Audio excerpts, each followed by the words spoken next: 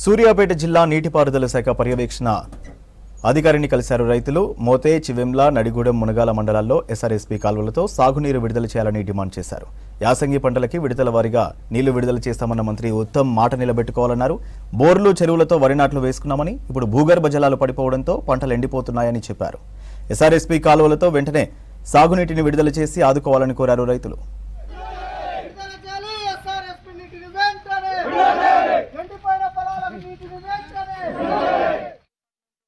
గ్రామీణ పేదల సంఘం నుండి ముట్టడియడానికి మెయిన్ ఉద్దేశం ఏంటంటే, మేము చివల మండలం, మోతే మండలం, నడిగూడ మండలం నుంచి రైతులందరూ ఇక్కడికి విచ్చేసినాం.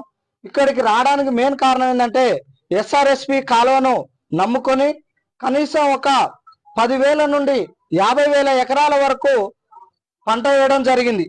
నాటు పెట్టినాం. నాటు పెట్టి ఈ రోజు పొట్ట దశకు వచ్చేసరికి చివల మండలం కొన్ని గ్రామాలకిచ్చి ఆ నుండి మోతే మండలం, నడిగూడ మండలానికి నీళ్లు రాకుండా కనీసం ఒక్క చుక్క కూడా రాకుండా చేయడం వలన ఈరోజు రైతులు ఆత్మహత్య చేసుకునే పరిస్థితి ఉంది. నేను ఇప్పుడు పత్రికా విలేకరుల ముందు చెప్తున్నాను, మా గ్రామాలకు రండి, మా గ్రామాల పొలాలను అన్నిటినీ కూడా చూడండి.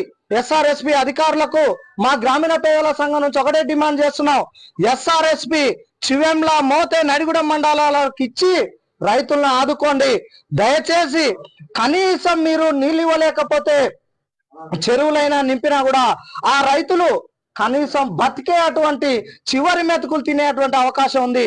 దయచేసి రైతుల పక్షాన మేము వేడుకునేది ఏంటంటే, రైతులకి, అధికారులకి ఎస్ఆర్ఎస్పి చివరి భూములకు నీళ్ళు అందించండి.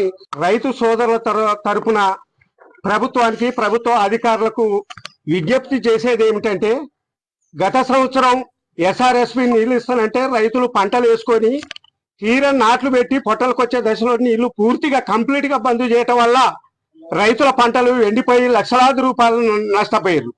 అదే విధంగా ఈ సంవత్సరం వస్తాయా రావని రైతులు సందిగ్ధంలో ఉన్నటువంటి సమయంలో ప్రభుత్వం ఏంటంటే, జనవరి 1వ తారీఖు నుంచి ఏప్రిల్ 7వ తారీఖు వరకు వారాబందీ పద్ధతిలో నీళ్లు ఇస్తామని ప్రకటించింది. ఆ వారాబందీ పద్ధతిలో నీళ్లు వస్తాయని రైతులు తమకున్న బోర్లు, బావులు, చెరువుల ద్వారా ఉన్నటువంటి నీటిని ఉపయోగించుకొని నాట్లు పెట్టి తీరా ఇప్పుడు మధ్యకు వచ్చి పొట్టలకు వచ్చేటటువంటి సమయంలో నీళ్లు రాకుండా బంద్ చేసి రైతుల్ని ఇబ్బందుల పాలు చేస్తుంది. ఇదే 36L కాలువ ఇటు పక్క వచ్చే అరకొర నీళ్ళు ఏంటంటే పెన్బాడు మండలానికి ఇస్తున్నారు.